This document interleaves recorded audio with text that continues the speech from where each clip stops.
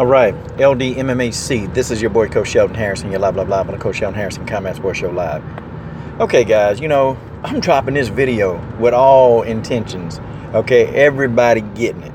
Okay, everybody getting it. The culture and the cycle of duck and phase in women's MMA is now upon us. Okay, see, first the culture started out with Germaine DeRandamie. One can argue. One can argue and say, Amanda Nunes, ducked the fade with Valentina. But, I can kind of come back with a counter argument and say, well, but Amanda had already defeated Valentina. So, Amanda ducking Valentina the second time, I don't think Amanda was actually afraid, to fight. I just think Amanda felt like that she wasn't prepared to fight Valentina. And I think Amanda saw herself losing. So, Amanda came up with the little scheme. And, and I guess it is half of ducking the fade. But then, at the end of the day, she had already beaten her. So it really didn't make a whole lot of sense, for Amanda to be overly afraid of Valentina Shevchenko. Okay, so that's kind of 50-50. So that's why I'm not really including Amanda Nunes. But Germaine DeRandamie started this whole snowball effect. See, this is the thing, man. And this is, we as fans, we got to step up now. We got to step up. We got to start calling this stuff out, man. If we hear a fighter talking all scary that, hey, I don't want to fight that person right now, guys, we cannot let the culture of ducking, from boxing come over to women's MMA. We can't do it, y'all. These fighters start talking scary. Nah, man, we got to pull our money. We got to start doing whatever we got. Even if you want to enjoy the fights, pull your money. I'm sure it's somewhere online that you can watch for free. I'm pulling all of my dollars covering these fights. Any fighter start talking scary. My money, I'm pulling it out. And see, we are the MMA underground. We the MMA underground. And a lot of dollars come from the MMA underground. And a lot of these managers, they're starting to figure out that they can get extra money, extra dollars from us in the MMA underground. They know that this money around here is real, okay? They know that it's real. They know that we, as a group of fan base, we generate millions of dollars every year. And these fighters and managers, they want a piece of that millions of dollars. It's called business. I love Roger Allen, but I tell you, the man don't make moves unless it makes business sense. That's why he's wealthy. That's why Roger Allen is a multimillionaire. That's why he's got millions of dollars, okay? Because the man don't make moves unless they make financial sense. This guy will stay up till 1 and 2 in the morning talking to a lot of fans in the underground, but he knows that eventually that the underground fan base will generate millions of dollars for his fighter. Smart move. Ray Ellaby, same thing. They know that we're the women's MMA underground. They're going to talk to us because we do have a connection. We're connected to the casual fans. And that number of casual fans around here is going to grow, y'all. They know these fighters, man, they're not stupid. I salute, managers like Roger and Ray Ellaby. I salute them, man. But, you got these fighters. We, as fans, we can stop this culture of ducking. We can stop it right there at the hip. Because you know what's going to happen? If we, as casual fans, don't buy pay-per-view, guess what? The UFC, they're going to start rethinking putting these people on main cards. They're going to put them on the Fight Pass prelims. Okay? And then these fighters will think twice when they start talking about they don't want to fight somebody right now. Nope. That's that boxing mentality. It's a culture of ducking. Then you got Megan Anderson. Straight up ducked this fade from Cyborg. She straight up ducked that fade. And people was trying to give Megan an excuse. Megan ain't got no excuse. Megan was scared. Anxiety, nervous. Megan was scared. Okay? And Megan did. And we all saw the truth. When she fought Holly Holm, we knew what would to be happening if she fought Cyborg. Megan, and I'm just putting Megan, I can't fit everybody on the screen on my phone. So I'm using Megan Anderson, okay? That's just the first person I saw when I thought about ducking phase. Then you got Nicco Montano. Now, see, I'm going to tell you this, man. See, everybody, they try to pull that Amanda Nunes, okay, I'm going to keep the belt for a little bit longer if I just play sick card. They tried to pull that card. Nicco Montano tried to pull that card and it failed, backfired. See, the UFC, they seem to have learned, from their past experience from Amanda Nunes. They seem to learn. And the UFC, they put their foot down this time.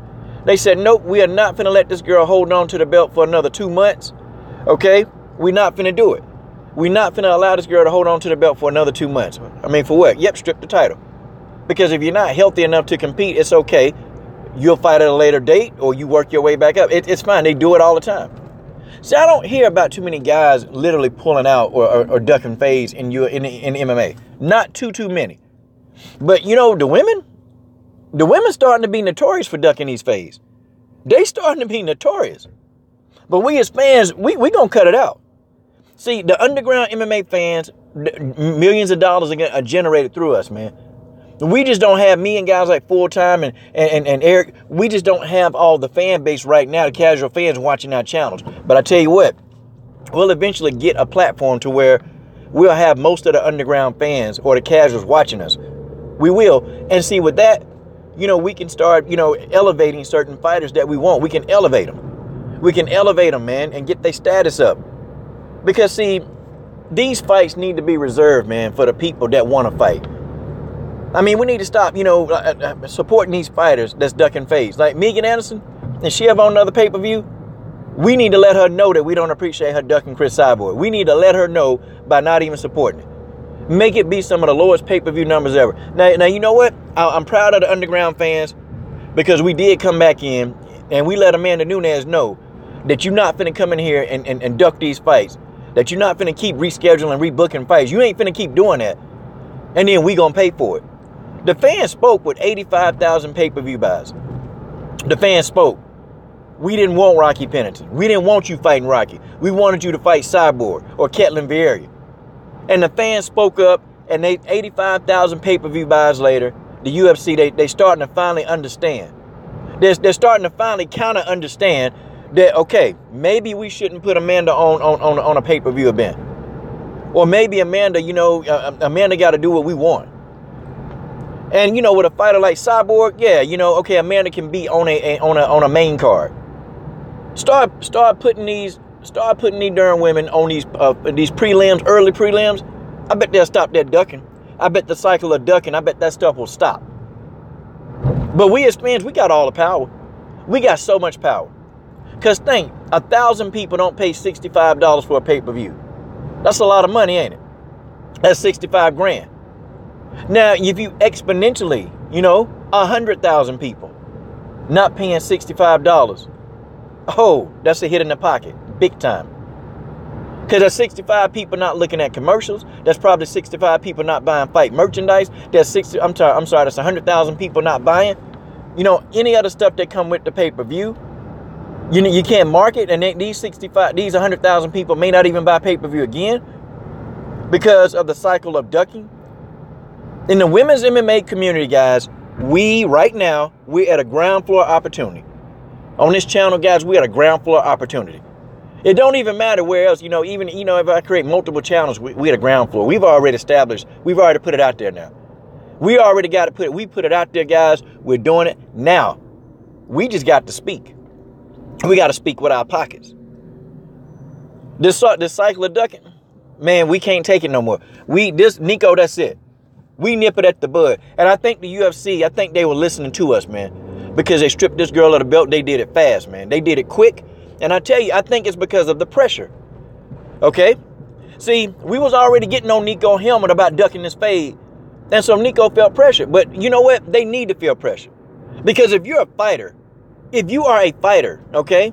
If you are a professional fighter, if you're a world champion, you got to fight the best. There is no ifs, ands, or buts about it.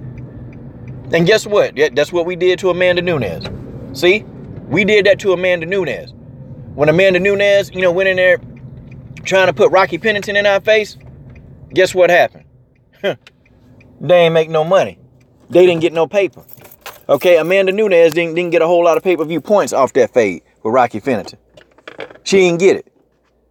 Guys, we got the power. We got the power, okay? And we're going to be moving up, guys.